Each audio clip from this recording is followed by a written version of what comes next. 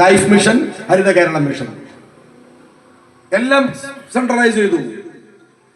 മുനിസിപ്പാലിറ്റിയുടെ plan fund വെട്ടിക്കുറച്ചു. Plan ഫണ്ടുകൾക്ക് tag വന്നു, head വന്നു. ഇത് ഞാൻ ചോദിക്കുന്നത് ഈ സെൻട്രലൈസേഷൻ എത്രമാത്രം അപകടം പിടിച്ച ഒന്നാണെന്ന് നിങ്ങൾ എന്താണ് മനസ്സിലാക്കാത്തത്? ഇന്നലെ ഇന്ത്യ മുഴുക്കെ നിശ്ചലമായി പോയി. ഇന്ത്യയുടെ വ്യോമ ഗതാഗതം മുഴുവൻ പ്രയാസമായി. എന്താ കാര്യം? ഇൻഡിഗോ നിർത്തി. ഇന്ത്യ പോലെ ഒരു വലിയ രാജ്യത്ത് ഇൻഡിഗോ സർവീസ് നിർത്തിയാൽ ഇതങ്ങനെ നിശ്ചലാവുക? ആൾട്ടർനേറ്റീവ് ഇല്ല, വേറെ കമ്പനി ഇല്ല. ഇന്തോനേഷ്യ പോലെ ഒരു ദരിദ്ര രാജ്യത്തിന് 16 വിമാന കമ്പനി ഉണ്ട്. ഇന്ത്യക്കൊന്ന് ഒറ്റ കമ്പനി. ഞാൻ നിങ്ങളോട് ചോദിക്കട്ടെ, ജിയോ ഒരു ദിവസം അങ്ങ് സർവീസ് നിർത്തുകയാണ്. ഇന്ത്യയുടെ ഗ്രാമങ്ങൾ നിശ്ചലാവും.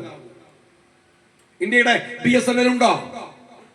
എല്ലാം കുത്തകകളാണ്, എല്ലാം കുത്തകകൾ. കേരളത്തിലോ? കേരളത്തില് നിങ്ങളുടെ ഇവിടുത്തെ MLA പൊതുമരാമത്ത് മന്ത്രിയാണ്. എന്ത് പൊതുമരാമത്ത്, എന്ത് PWD? ഇവിടെ ഒരൊറ്റ കൺസ്ട്രക്ഷൻ ഗ്രൂപ്പേ ഉള്ളൂ, അത് ഊരാലുങ്കലാണ്. വേറെ ആര്?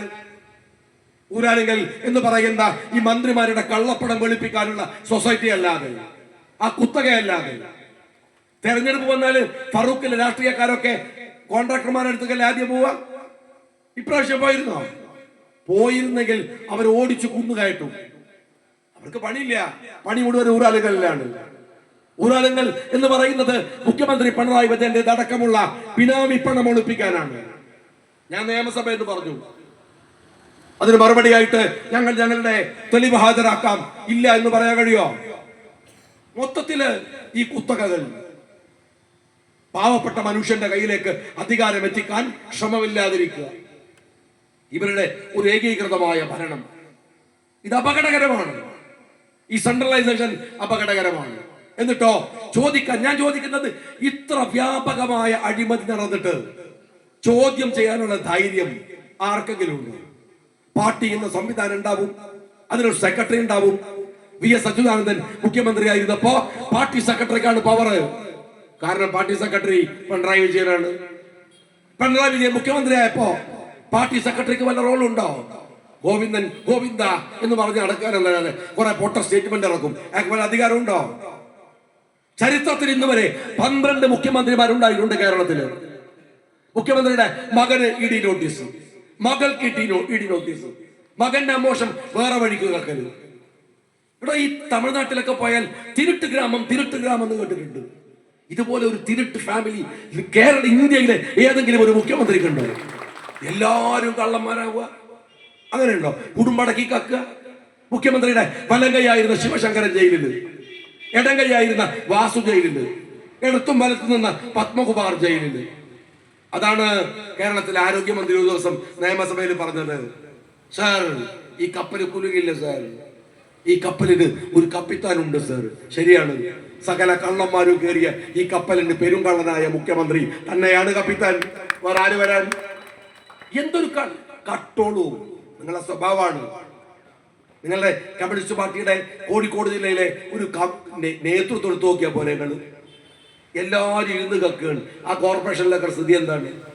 കട്ടോളൂ. പക്ഷെ ഈ കള്ളന്മാർക്കും കുറെ പേര് എത്തിക്സ് ഉണ്ട് സഖാക്കളെ.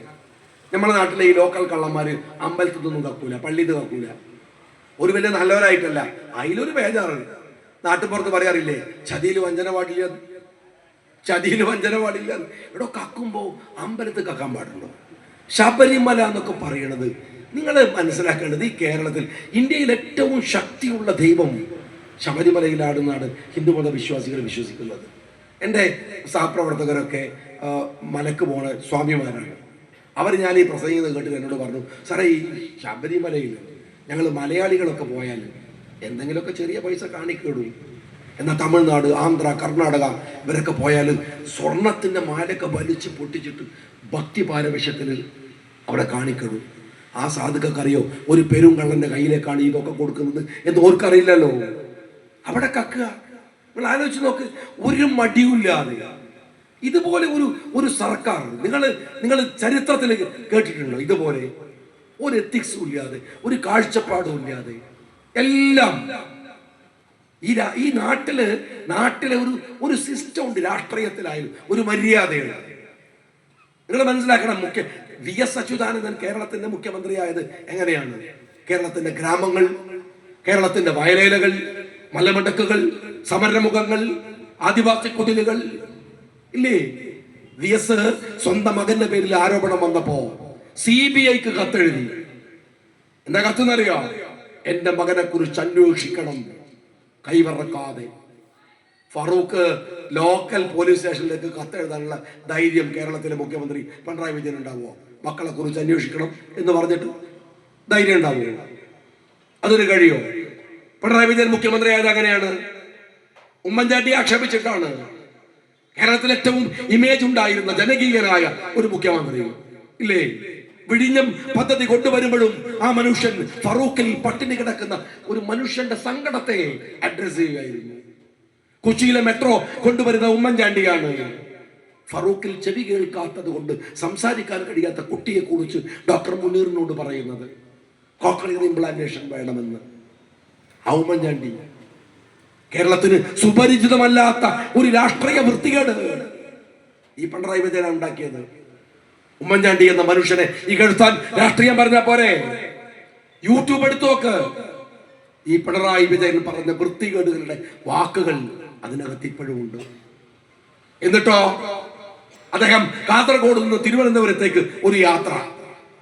അതിലാണ് പൗരപ്രമുഖൻ എന്ന ടേം വന്നത്. ആരായി പൗരപ്രമുഖന്മാര്? കർഷകരാണോ? തൊഴിലാളികളാണോ? ആദിവാസികളാണോ? അല്ല, കോഴിക്കോട്ടെ ധനാഢ്യന്മാർ. അവരെ കണ്ടുകൊണ്ടിരിക്കുന്നു. പണമെറിയാൻ ധനാഢ്യന്മാർ, കൊന്നുതള്ളാൻ ഗുണ്ടകൾ, പാട്ടി പിടിക്കാൻ ഇടത്തട്ടുകാർ, പണം ഒളിപ്പിക്കാൻ ഊരാലുങ്കൽ പോലെയുള്ള സൊസൈറ്റികൾ. സ്വദേശത്തും വിദേശത്തും ഇയാൾക്ക് വലിയ ഏറ്റവും വലിയ ബൂർഷ്വാ സൗഹൃദങ്ങൾ. ഡൽഹിയിൽ കേസ് വാദിക്കാൻ കോടികൾ വില വധിക്കുന്ന അഡ്വക്കേറ്റുമാരുടെ പാനൽ. കേന്ദ്രത്തിൽ BJPയെ സ്വാധീനിക്കാൻ ജോൺ ബ്രിട്ടാസിനെ പോലെയുള്ള ചെരുപ്പ് തക്കികളായ MP മാർ ഇല്ലേ?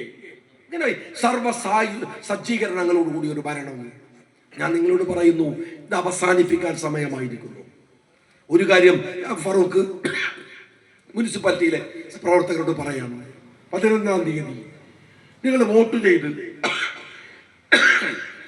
13-ാം തീയതി UDFന്റെ ഭരണം ഈ ഫറൂഖ് മുനിസിപ്പാലിറ്റിയിൽ വരുമെന്ന് നിങ്ങൾ ഉറപ്പ് തരുമെങ്കിൽ ആ ഫറൂഖ് മുനിസിപ്പാലിറ്റിക്ക് സർവാധികാരങ്ങളും തിരിച്ചു കൊടുക്കുന്ന, പഞ്ചായത്തി രാജ് ബില്ലിനെ പൂർണ്ണമാക്കുന്ന ഒരു UDF ഭരണം 5 മാസം കൊണ്ട് തിരുവനന്തപുരത്ത് രൂപീകരണമാക്കി.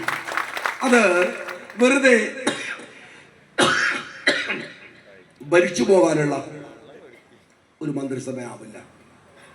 മന്ത്രിസഭ വന്നാൽ പിന്നെ പഴയ മന്ത്രിമാരൊക്കെ വീട്ടിൽ പോവാ അല്ലേ? ഊരാനെങ്കിലും വഴി വെളുപ്പിച്ച സാധനമൊക്കെ ആയിട്ട് വിദേശത്ത് എവിടെ സെറ്റിൽ ചെയ്യാം. ഒരു കാര്യം ഉറപ്പിച്ചോ, ഖജനാവിൽ നിന്ന് എടുത്തു കൊണ്ടുപോയവന് അത് മുഴുവൻ കക്കിച്ചിട്ടല്ലാതെ നമ്മൾ അവസാനിപ്പിക്കുക. കൊക്കിൽ ജീവനുണ്ടെങ്കിൽ അവസാനത്തെ അഴിമതിക്കാരനെയും പിടിക്കുന്നത് വരെ ഞങ്ങൾ സമരമുഖത്തുണ്ടാക്കും. അതുകൊണ്ട് തന്നെയാണ് ഞങ്ങൾ രാഷ്ട്രീയം പറയുന്നത്. ഈ ഫറൂഖിൽ മത്സരിക്കുന്ന മുഴുവൻ UDFന്റെ സുഹൃത്തുക്കൾക്കും എല്ലാവർക്കും നിങ്ങളുടെ വിലപ്പെട്ട വോട്ടുകൾ. അഡ്വക്കേറ്റ് KM ഹനീഫ്, എൻ്റെ പ്രിയപ്പെട്ട സുഹൃത്ത് ഹനീഫയോട് മത്സരിക്കുന്നുണ്ട്. മൊയ്തീൻ കോയ ഡിവിഷൻ 21 മത്സരിക്കുന്നു. ഷാജി പറശ്ശേരി 6 മത്സരിക്കുന്നു. PK ഷിഹാബ്, PK സലാം, ഇസ്മയിൽ M, പ്രിയപ്പെട്ട സലാമുണ്ട്, ഷംസീർ, KP യാസർ എല്ലാവരും മത്സരിക്കുന്നു. അവരെല്ലാവരെയും കൈപ്പത്തി അടയാളത്തിലും കോണി അടയാളത്തിലും നിങ്ങളുടെ വിലപ്പെട്ട വോട്ടുകൾ നൽകി ജയിപ്പിക്കണമെന്ന് അഭ്യർത്ഥിച്ചുകൊണ്ട് അഭിവാദ്യങ്ങൾ നൽകുകൊണ്ട് നിർത്തുന്നു. ജയ ഹിന്ദ്.